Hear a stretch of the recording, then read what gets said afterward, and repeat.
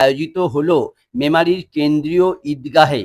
যথাযোগ্য ধর্মীয় ভাবগম্ভীর্য, আনন্দ, উচ্ছ্বাস এবং ত্যাগের এক মহান আদর্শ বুকে নিয়ে আজ সারা দেশে উদযাপিত হচ্ছে ইসলাম ধর্মের অন্যতম প্রধান ধর্মীয় উৎসব পবিত্র ঈদ উল আজহা, যা সর্বসাধারণের কাছে কোরবানির ঈদ হিসেবেও পরিচিত।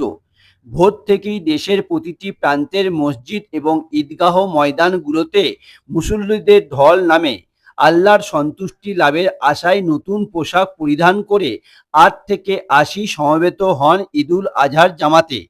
বৃহস্পতিবার সকালে পূর্ব বর্ধমান জেলার মেমারি পৌরসভা এলাকার খাঁড়ো ডিবিসিপাড়া এলাকায় মেমারি কেন্দ্রীয় ঈদগাহে ঈদুল আজহার নামাজ আয়োজিত হয়। নামাজ শেষে বিশ্ব শান্তির জন্য দোয়া প্রার্থনা করা হয়। বিশিষ্ট বক্তা হিসেবে আমন্ত্রিত ছিলেন শিক্ষাবিদ কাজী মোহাম্মদ ইয়াসিন ও নামাজ পরিচালনা করেন মুফতি আইনুল হক কাশেমি। সাংবাদিকদের মুখোমুখি হয়ে শিক্ষাবিদ কাজী মোহাম্মদ ইয়াসিন জানান, সর্বধর্ম সমন্বয়ে এলাকা তথা দেশের উন্নতি ও বিকাশে এগিয়ে আসতে হবে সমস্ত নাগরিকদের।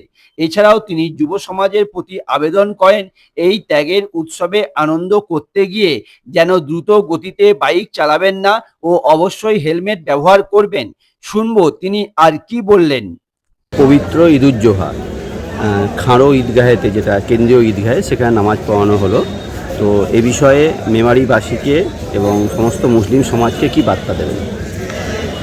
ঈদ মানে খুশি, ঈদ মানে আনন্দের একটা লহর। এই খুশি শুধু নিজের সম্প্রদায়ের মধ্যে থাকে না, এই খুশি আমাদের ভারতের যে কৃষ্টি এবং কালচার, আমরা যেখানে বসবাস করি প্রতিবেশী এবং কাছাকাছি মানুষদেরকে নিয়েই হয়।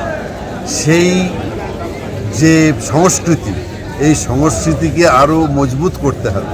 আমি মুসলিম, ঈদ করলাম, আমি ঈদুল আজহা করলাম, আমি হিন্দু, আমি শুধু নিজের পুজো করলাম, আমি খ্রিস্টান, আমি শুধু বড়দিন করলাম। আজকের দিনে এই বিষয়টা, এই একীকরণ বা আমি আমার মতো আমার সমাজে আবদ্ধ থাকবো, এটা নয়। মেসেজটা হচ্ছে, বার্তাটা হচ্ছে যে আমরা আমাদের আশেপাশে যারাই আছেন, আমার আশেপাশে যারা আছেন, তাদেরকে নিয়ে এই আনন্দটা উপভোগ করব এবং এই আনন্দের মধ্য দিয়ে আমি আমার জাতি, আমার দেশ, আমার শহর, আমার রাজ্যকে শক্তিশালী করব।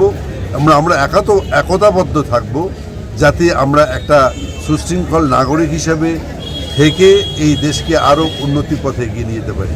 সেই জন্য এই ঈদ এবং উৎসবগুলোকে আমাদের একটা এই মানুষের কাছে পৌঁছে যাওয়ার এটা একটা মাধ্যম।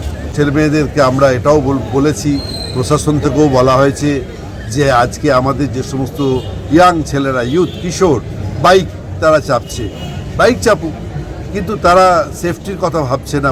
পুলিশ প্রশাসন বারবার বলছেন যে তোমরা হেলমেট পরো, হেলমেট পরো। এই হেলমেট পরলে অন্ততপক্ষে মাথাটাকে একটু সুরক্ষিত রাখা যায় এবং মোবাইলের ব্যবহার রাস্তাঘাটে আমরা কম করে দিলে অনেক বিপদ আপদ থেকে আমরা রক্ষা পাবো। তো যারা যুবক ছেলে, তাদেরকে আমরা বলবো যে তোমরা এই বিষয়টা একটু অনুধাবন করবে। প্রশাসনের কথা আমরা শুনবো, সরকারের নির্দেশ এবং দেশের নীতি নিয়ম নীতি আমরা মেনে চলবো। এটাই হচ্ছে একজন প্রকৃত ইসলামী বা প্রকৃত ইসলামের অনুসারী, তার কাজ হচ্ছে এগুলো, যে আমরা যেখানে থাকবো সেখানকার নিয়ম কানুন মেনে চলবো। আপনার নামও পরিচয়? আমি কাজী মোহাম্মদ ইয়াসিন। আজকে এখানে ঈদগাহের আমি আমন্ত্রিত একজন বক্তা হিসাবে এসেছিলাম।